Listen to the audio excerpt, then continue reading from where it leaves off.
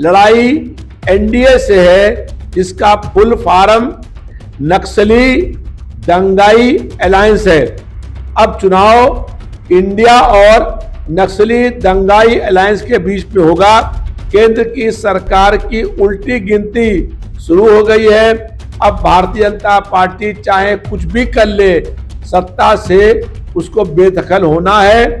जनता ने मन बना लिया है।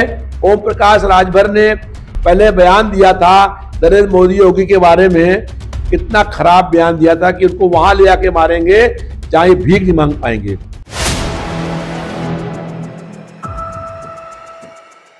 4 PM न्यूज नेटवर्क में आप सभी का स्वागत है। मैं हूं क्षितिज कांत। आप देख रहे हैं, जब से इंडिया अलायंस बनी है, लगातार राजनीतिक विशेषज्ञों के भी तमाम बयान आ रहे हैं। कहीं ना कहीं भारतीय जनता पार्टी जो कि एनडीए अलायंस बनाई हुई है, कहीं ना कहीं सत्ते में है। और लगातार आप देख रहे हैं ग्राउंड स्तर पर पब्लिक के बीच में माहौल क्या है। इसी बीच में मणिपुर में एक घटना होती है, पूरा देश उस पर आक्रोशित होता है और देख रहे हैं जगह जगह प्रधानमंत्री नरेंद्र मोदी जी का भी विरोध हो रहा है और मणिपुर में जो मुख्यमंत्री हैं उनके इस्तीफे की बात हो रही है। हम इस समय बैठे हुए हैं राजधानी लखनऊ के मध्य विधानसभा के विधायक रविदास मल्होत्रा जी के साथ में। रविदास जी, स्वागत है आपका। धन्यवाद। रविदास जी, इंडिया अलायंस बन गई और लगातार देख रहे विपक्षी खेमे में कहीं ना कहीं हलचल है और कहीं ना कहीं घबराहट का ही माहौल है। लोग ऐसा बोल रहे, राजनीतिक विशेषज्ञ बोल रहे हैं।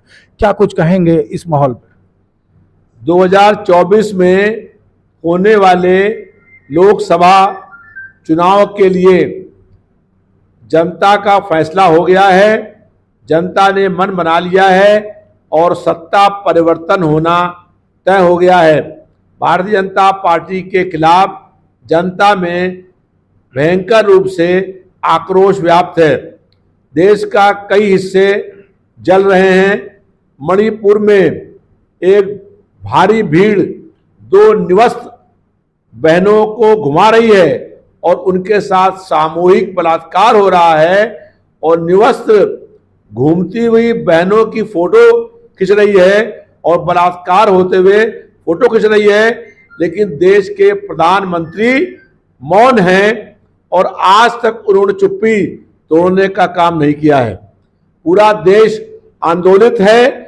महिलाओं की सुरक्षा नहीं हो रही है, बहन और बेटियां सुरक्षित नहीं हैं और देश के प्रधानमंत्री को समय नहीं है कि वो मणिपुर के बारे में एक शब्द भी बोल पाए।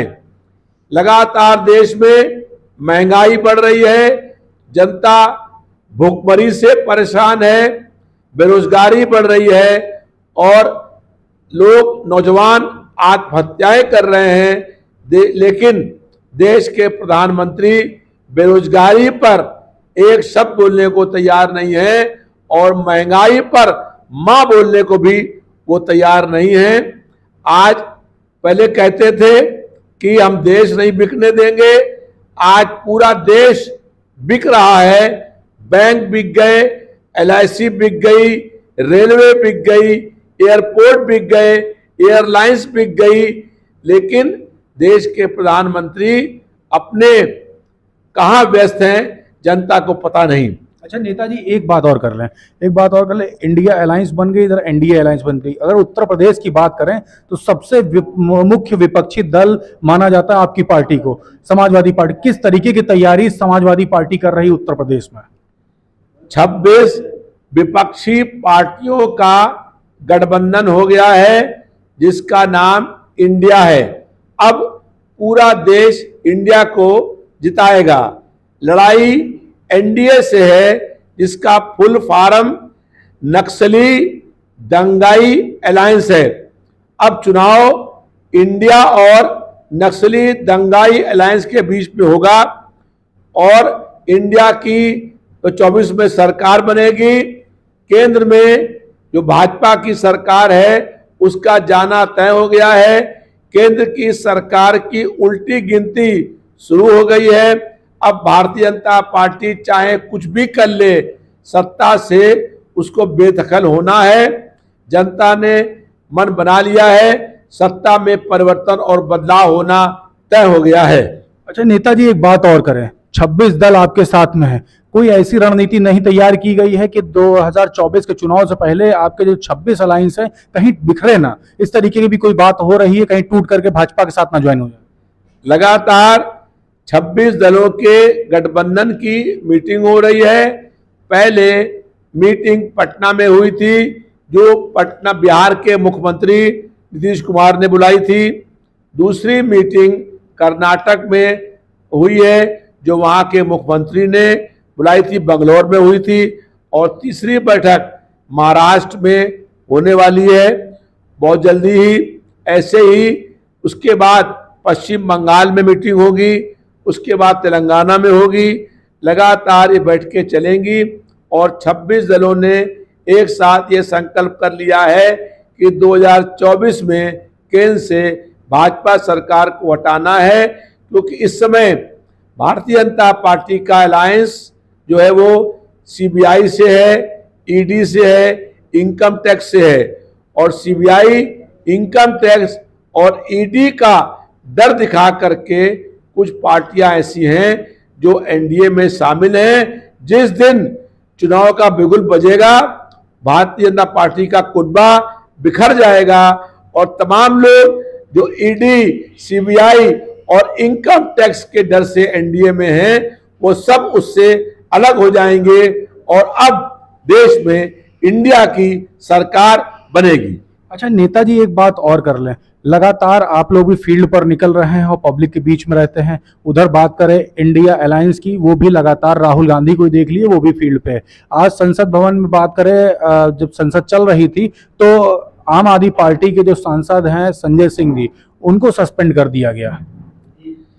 भारतीय जनता पार्टी किसी सांसद को से निलंबित कर दे, किसी सांसद को पर फर्जी केस लगा करके कोर्ट से सजा करा दे, सदस्यता खत्म कर दे, चाहे कुछ भी कर ले, कितना भी दमन, कितना जुल्म, कितना भी अन्याय कर ले, अब भारतीय जनता पार्टी की सरकार सत्ता में नहीं आने वाली है। हम लोग भारतीय जनता पार्टी के हर जुल्म, अन्याय, अत्याचार, दमन का मुकाबला करने के लिए तैयार हैं। नेताजी, आखिरी प्रश्न, ओम प्रकाश राजभर ने भारतीय जनता पार्टी ज्वाइन की और उसी समय वो कहते कई समाजवादी पार्टी नेता भी ज्वाइन करेंगे। दारा सिंह चौहान ने भी ज्वाइन किया। आज भी समाजवादी पार्टी के तमाम बड़े नेता सब भारतीय जनता पार्टी में जाके ज्वाइन कर रहे हैं। कहीं ना कहीं बिखराव का माहौल नहीं है? देखिए, जो लोग ईडी, सीबीआई और इनकम टैक्स से डर गए हैं, जो भ्रष्ट लोग हैं, जो पहले भाजपा में थे और भाजपा को ये बात मालूम है कि इन लोगों ने कितना प्रचार किया है, उन लोगों को डरा करके ईडी से, सीबीआई से, इनकम टैक्स से वो अपनी पार्टी में शामिल करने का प्रयास कर रहे हैं। ओम प्रकाश राजभर ने पहले बयान दिया था नरेंद्र मोदी योगी के बारे में, कितना खराब बयान दिया था कि उनको वहां ले आके मारेंगे जहां भीख नहीं मांग पाएंगे। और ओम प्रकाश राजभर का बयान था कि अगर भगवान भी मुझसे कहेंगे आकर के, तब भी हम भारतीय जनता पार्टी के साथ अलायंस नहीं करेंगे। अब इससे ऊपर कौन हो गया है?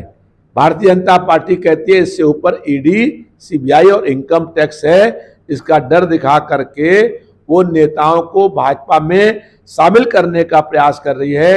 अब भारतीय जनता पार्टी में सिर्फ भ्रष्ट, अपराधी, माफिया, बेईमान लोगों की पार्टी हो गई है। अब उसमें कोई भी संघर्ष वाला नहीं रह गया है। ओम प्रकाश राजभर पहले भी भाजपा में थे, मंत्री थे, उन्होंने कितना करप्शन किया है ये भाजपा को मालूम था और इसलिए उसका डर दिखा करके ईडी और सीबीआई का मोर्चा में शामिल करने का प्रयास किया गया है। अच्छा नेताजी, एक और बात कर रहे, पूर्वांचल में अगर बात करें तो ओम प्रकाश राजभर की धाक बताई जाती है। भारतीय जनता पार्टी उनके साथ में रह करके पूर्वांचल का पूरा क्षेत्र सेफ देख रही है। पूर्वांचल के लिए आप लोग तैयारी कैसे कर रहे हैं? ओम प्रकाश राजभर कभी अकेले अपने दम पर कोई चुनाव नहीं जीते हैं।